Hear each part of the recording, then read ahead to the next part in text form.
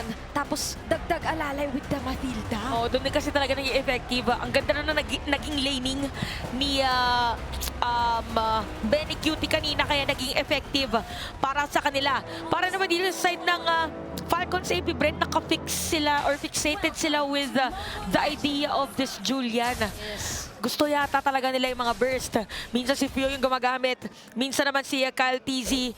Ito na yung pinaka-question natin. Makakakita ba tayo ng Game 5? Or yung Falcons AP Bren, tatapusin na yung laban? Oh, mga bago rin naman silang naipakita aside dun sa mga heroes na talagang pinanindigan nila up until this match. So, we see the Faramis once again from Few na tumatak sa atin yan maski nung recent seasons.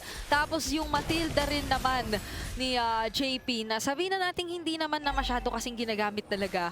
Pero kapag ka alam mo paano i-activate yung mga kakampi mo, katulad nung nangyari kanina sa kanilang pagbigay daan kay Benny Cutie na talagang maging sentro nung kanilang plug-and-play style. Malaki rin yung magiging diferensya ng may presence of a guiding wind and a circling eagle para talagang makipagsabayan sa mga teamfights. Pero mamaya na muna yan. Ang syempre, pinakauna natin kailangan tignan, sino na naman ang hahawak sa ating early game. Oo, paunahan kasi parang ganun yung nagiging story ng dalawang teams natin eh. Kung sinong unang magkakaroon ng tempo or sinong unang magkakaroon ng momentum, siya talaga yung pwedeng tumapos ng laban. So medyo ano yata to, mas safe na early game for both teams kasi game number 1 tsaka Game 1, 2, 3 natin, nagkakapalagan agad. Umpisa pala ng laban. O, hindi natin nakikita yung may mga rowers and mid laners na talagang lumalaban, sumasapak na agad dito sa mid lane pa lang natin napalitan. Dito na muna daw ulit sa XP lane. Sabi ng Falcons AP Bren, ito yung gumana sa atin kanina. Kailangan yata ay si Sanford muna yung bigyan natin ng atensyon. Kaya naman doon si Few, pero hindi rin naman nila makikarry out yung gusto nila mangyari. Sa halip ay mukhang si Owen pa nga dito yung napoke ng todo nila Sanji at JP. Oh, gandang delay para sa Liquid Echo. At medyo napatalon si JP ng moment na yun. And look at Flap TZ. Matatarget nila. Hindi, si Ogun pala yun. Habang si Flap TZ doon magda-dash away. Heavy spin, ginamit na rin. At yung Nether Realm nandito na. At kumakasapa ang Falcon Safety Bren. Halos walang buhay din ng mga players na Liquid Echo. At napagandang Shadow Stampede para kay Few. Pero natin ng damage kasi Kyle TZ makukuha nila. Flap TZ. Hinampas na maso. Hindi tatama yung panghuli. Pero tatama yung execution strike. Boom! Double kill para kay Sanford. Kung sa pag-burst lang naman ng kalaban ay ibigay mo na sa Falcons AP Bren, lalo na sa early game yan.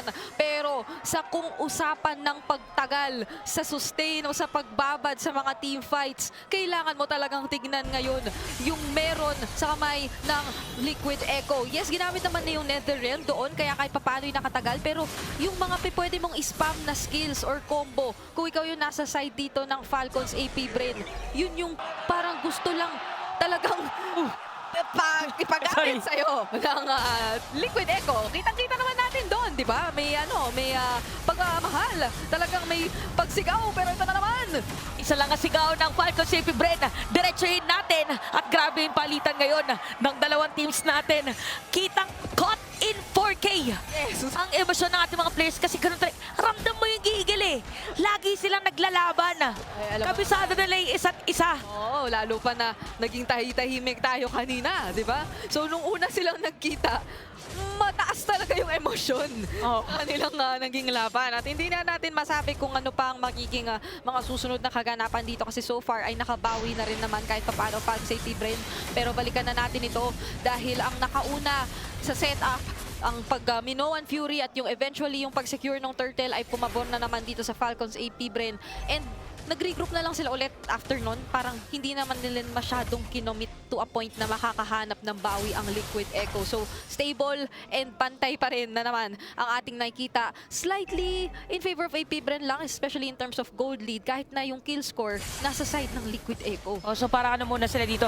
Nakaplato din kasi doon sa may baba si Flap TZ. So may kita natin ngayon in terms of XP.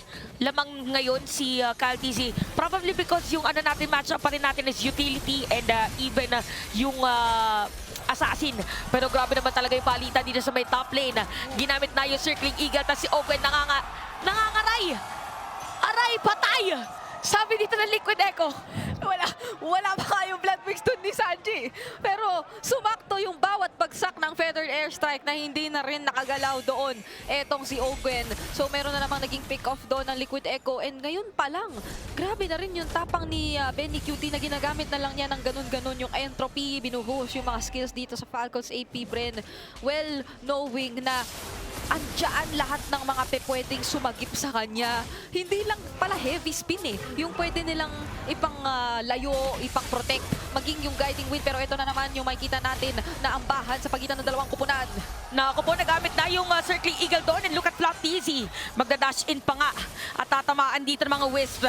Parang trip to Jerusalem yung nakikita natin. At yun na si Benny QT. Meron mga free hit para sa kanya. Yung turtle marereset pa rin. At ito na naman tayo. Napanood ko na to. Anong game na ba?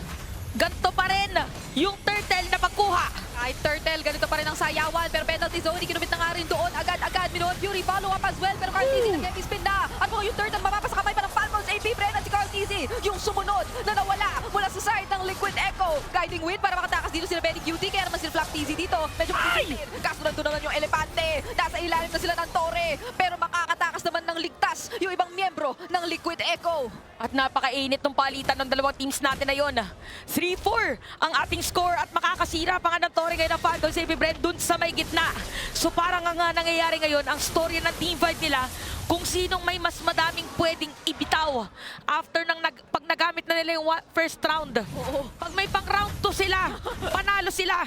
May mga rounds pala tayo dito sa teamfights natin. Hindi siya pwedeng i-consider na isang bagsakang matagalan lang. Kailangan talaga ay may tamang buwelo lang na magaganap. Pero napakaraming binuhos kay Carl TZ at buhay pa siya.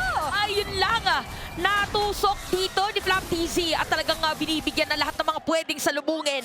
Falcons AP Bren ngayon, talagang sila naman ang nagiging aggressive. Yung trio dito, ayan na. Si Flop TZ, kala mo naka-chopsticks. Lahat na makikita niya. Ay, kasi Kinutusok niya. Kasi yung usapan natin, ingredients eh.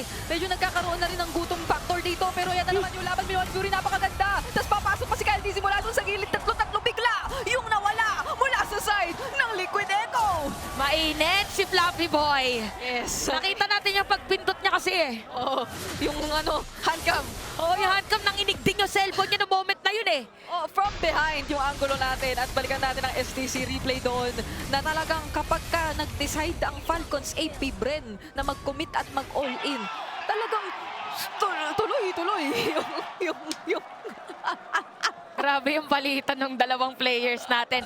Mainit ang XP natin ah. may sariling laban po.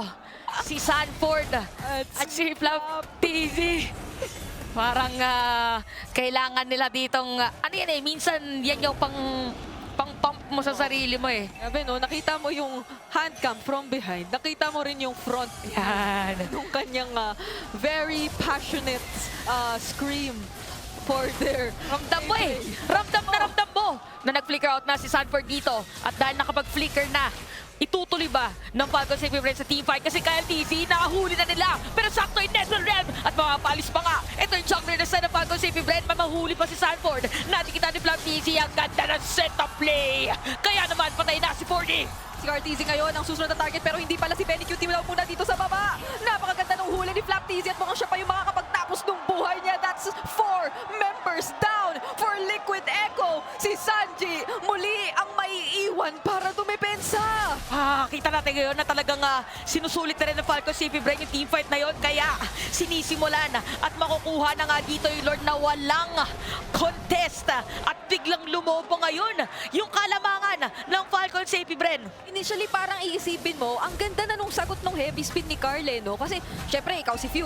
O, tikit-tikit tayo, NetherRealm. Pero kaya kasi siyang ilayo or palabasin doon sa range ng NetherRealm. Pero, kahit nasabihin mong makapalabas mo na silang lahat, yung amount of support na napoprovide ni Ogwen on this Minotaur, siya naman yung kayang, sige, ako na lang yung bahala kapag ganoon naman yung ginawang game plan dito ng Liquid Echo.